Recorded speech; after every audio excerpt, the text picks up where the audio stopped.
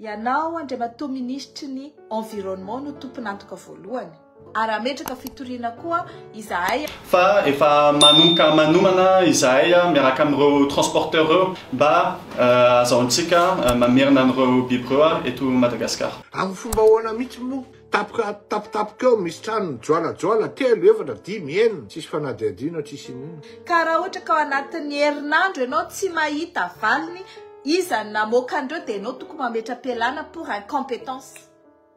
Tsy maintsy mandoa écolage amin'ny raha vatomanga dia tafavoaka. Tsy maintsy mandoa écolage amin'ny rajoelina.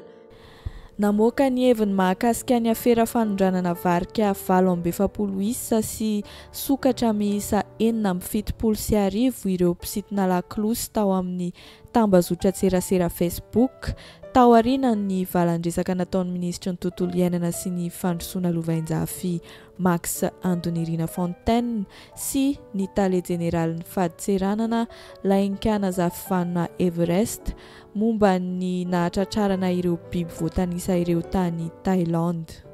Raha araky ny voalaza tao anatin'ny valandresaka nataon'ny ministera sy ny faditseranana zany dia tsy nivoaka ny seranatsambo na ihany koa ny seranam-piaramanidina ireto biby reto fa nivoaka tamin'ny antsoina hoe zone non occupée. Ndao araveritsika enona kely zany voalazan'izy ireo zany.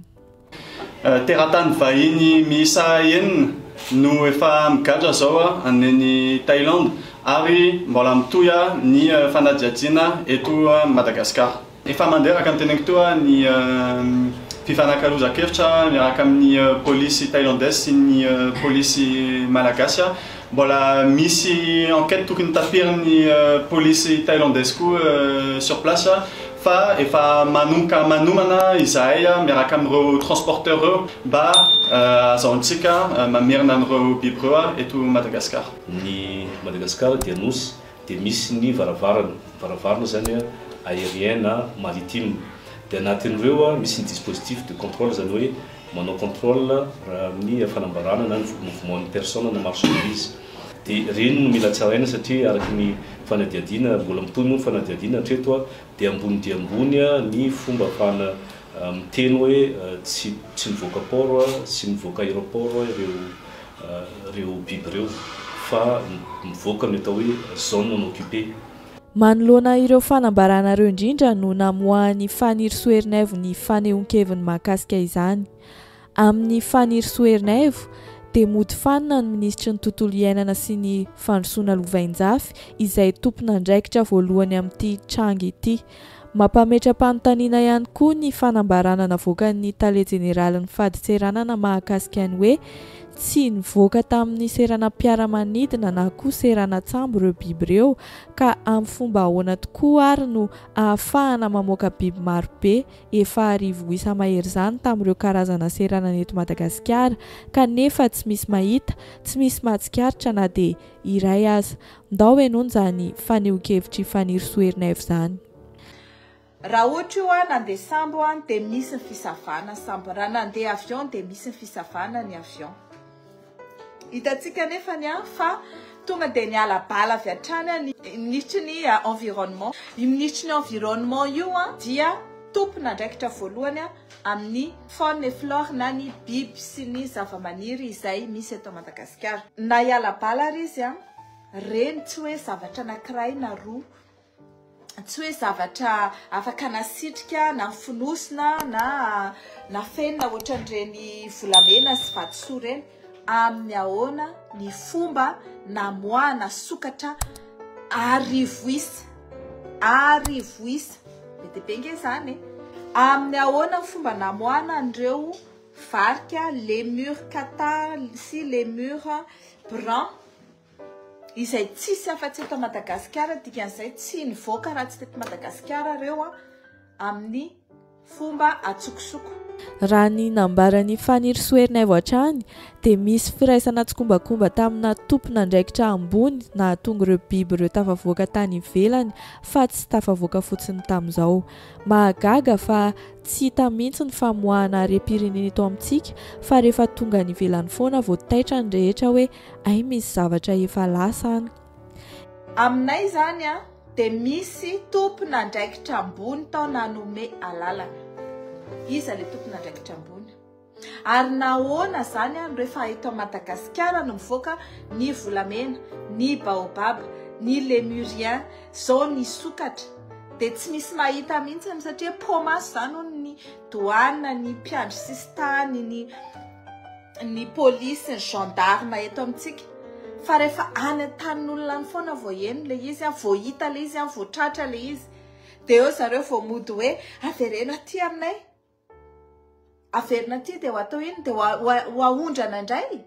I Madagasikara ihany koa raha ny voalazan'ny Fanir Soerneve dia anisan'ireo nanaiky nanao siny ny fanaraka tamina firenena maro iarovana ny zavamaniry sy ny biby izay tsy hita afa-tsy eto Madagasikara rery ihany ary efa ho lany tamingana ihany koa. Ny dikan'izany dia tokony efa misy fepetra raisiny eo anivon'ny sistany sy ny faditseranana ary ireo fitaovana fitaterana rehetra mba tsy hahafahan'izany biby sy zavamaniry izany mivoaka ny Madagasikara. Tsara fantatsika fa Madagasikara dia ao anatin'ny panao sony ary nanaiky ny convention internationale momba ny commerce des espèces endémiques. Na dikako amin'ny teny gasy hoe nanao sony ny fifanarana iraisam-pirenena iarovana ny zavamaniry sy ny biby izay endémique, izany hoe tsy misy raha tsy eto Madagasikara sy ny en voie d'extinction. Rehefa manao an'io convention io dia mametraka ny fepetra rehetra iarovana ny sistany sy ny douane ary ny transport rehetra mba tsy hamoana an'izany faune et flore sauvage endémique izany. Mazava ny afatry Fanir Soerneve amin'ny ministry ny tontolo iainana sy ny fandrosoana lovain-jafy fa raha tsy voavaly ao anatin'ny herinandro ny fanadihadiana izay nambara tamin'ny mpanao gazety dia tokony hametra-pialana izy. Tsy ny ministra ihany no nahazo ny afatra teto fa ny tale jeneralin'ny faditseranana ihany koa. Eno indray ary ty afatry Fanir Soity ho an'ireo tompona andraikitra voalazan'ireo. Ianao andriamatoa ministry ny environnement no tompon'antoka voalohany. Ka raha ohatra ka ao anatin'ny herinandro ianao tsy mahita valiny, iza namoaka andreo dia ianao tokony mametra-pialana pour incompétence. Ianao andriamatoa DG ny douane sy ny ministra izay miahy ny douane izay tokony manao tena hoe izay ainareo tsy ho zavatra iarovana ny sistany rehetra eto Madagasikara, tsy hidiran'ny rongony, tsy hivoahan'ny espèce endémique, tsy hivoahan'ny harem-pirenena. Rehefa tsy vitanareo izay dia incompétence ny dikan'izany, tsy mahefa amin'ny asanareo nareo dia miala ny anarany. Mbola nanambara ihany koa i Fanir Soerneve fa tsy ho avelan'ny moramora io raharaha io miaraka amin'ireo diaspora any ivelany ary hitory ihany koa izy ireo. Ho ataon'izy ireo izay fomba rehetra ahafantarana an'ireo izay indray tsy kombakomba tao anatin'ity afery ity.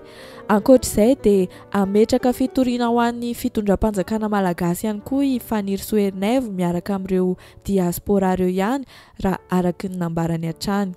Ndao arenona kely indray ny andindiny mahakasika an'izany. Tiako ny mampafantatra anareo fa izahay aty amin'ny diaspora aty ivelany dia tsy hijery fotsiny an'izao raharaha zao. Any Madagasikara ny tsisy toyany fa manomboka eto izany izay dia ho arahanay isa minitra isaky ny segondra io raharaha io ary ametraka fitoriana koa izahay satria misy ekipa na spécialiste amin'io environnement sy ny faune et flore io aty izay hiaraka hiasa aminay anao izay afatarana iza ny namoaka an'io ary ho ampahafantarinay an'zareo any Thaïlande, ho ampahafantarinay any WWF, ho ampahafantarinay any CITES.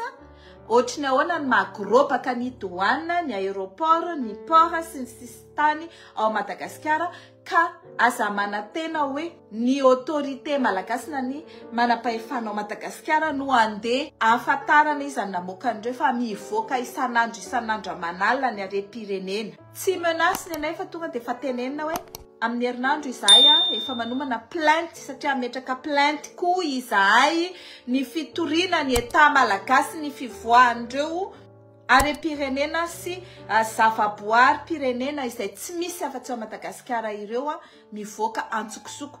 Voalaza ny Fanny Soerneve ihany koa fa manana andraikitra lehibe ao anatin'izany ny mpitondra fanjakana ankehitriny sy ny mpandraharaha lehibe eto Madagasikara, ka noho izany dia tsy mitombina hoy Fanny Soerneve ny filazana fa tsy niala teny amin'ny seranam-piaramanidina ireo biby aman'arivon'ireo. Raha araky ny fanazavahan'ny Fanny Soerneve dia tena nentina tamin'ny fiaramanidina tokoa ireo varika sy sokatra ireo fa tsy nentina sambo araky ny voalazan'ny tale jeneralin'ny fady tseranana zany. Kolikoly avolenta no nahalasan'ireo biby ireo ary mazava ho azy fa ireo izay rehetra nandray anjara aty amin'ny seza ambanimbany no tsy maintsy ho victime manoloana n'ity resabe ity. Manazava bebe kokoa ny momba an'izany ato anatin'ity video manaraka ity Fanny Soerneve. Ny contrôle eo amin'ny aéroport dia ny amaranty. Ny amaranty dia andravatomanga. Ny olona izay mamoaka volamena, mamoaka vatosoa, mamoaka n'importe quoi tsy azo avoaka eo amin'ny aéroport dia tsy maintsy mandoa collage amin'ny ravatomanga dia tafavoaka. Tsy maintsy mandoa collage amin'ny rajoel dia tafavoaka. Tsy maintsy mandoa collage amin'ny ministre ny environnement ary ny ministre finance sy ny DG douane dia tafavoaka. Ka raha ohatra zany tsy matipika daholo ireo lemuria ireo dikan'izay nandeha sambo, tsy nandeha sambo fa nandeha avion. Ka raha nandeha avion ireo dia dikan'izay niala na tao Ivato na tany Nosy ary hitany scanner. Rehefa hitany scanner ireo dia mody mitapy ny mpijery scanner satria efa voaborosy vola dia miomana zao nareo fa aheno hoe voasambotra le mpijery scanner fa ireo mpijery scanner ao Ivato ireo na any Nosy ireo dia tena manajanona entana izy rehefa ohatra ka tsy nisy baiko midina na tsisy vola andraisiny. Raha misy vola andraisiny dia fa hodiny faniny iny. Raha misy baiko midina avy any amin'ny lehibeany hoe laissez passer dia avoakany any iny ataony ohatrany tsy hitany. Tsy nangina ihany koa i Fleury Rakotomalala manoloana an'ity tranga fanondranana biby tsy ara-dalàna tany Thaïlande ity fa tsy maintsy naneho ny heviny. Amin'ny Fleury Rakotomalala indray dia nentina tamin'ny vedette ireo biby ireo ary nentina teny amin'ny ranomasina avo. Ndao indray ary anono zany fanazavahan'ny Fleury Rakotomalala zany tamin'izany androny dia niteny misy olona tsy fantatra hoe ahoana no nahatongavan'ny arenany tapoka teo na ahoana n'izao fa ny zavatra fantatra zany dia zao hoe misy sambo sinoa zany en haute mer no livrena niteny an'izay sokatra matratratra any amin'ny 5000 sokatra indraindray entin'ireny le sambo sinoa any amin'ny haute mer no livrena, zany hoe misy vedette rapide zany no mitondra an'ireo sokatra na gidro ireo. Manontany tena isika menakavy zany hoe fa ahoana no mahatonga an'ireo zavatra ireo hivoaka. Ny valin'izany fanontanian'izany dia tsy mandray ny andraikitra tandrify azy ireo tompon'andraikitra tsirairay, indrindra fa ireo mpanao fanadihadiana amin'ny fahazoana harena tsy fantam-piaviana eto Madagasikara any ka lasa baranan'ilay firenena. Mbola mipetraka ihany koa ny posibilite hoe mety ny mpiambina morontsiraka ihany koa no mpiray tsikombakomba amin'ireo mpanondrana mitondra an'ireny biby ireny. Eno indray ara ny fanazavahan'ny Fleury Rakotomalala an'izany.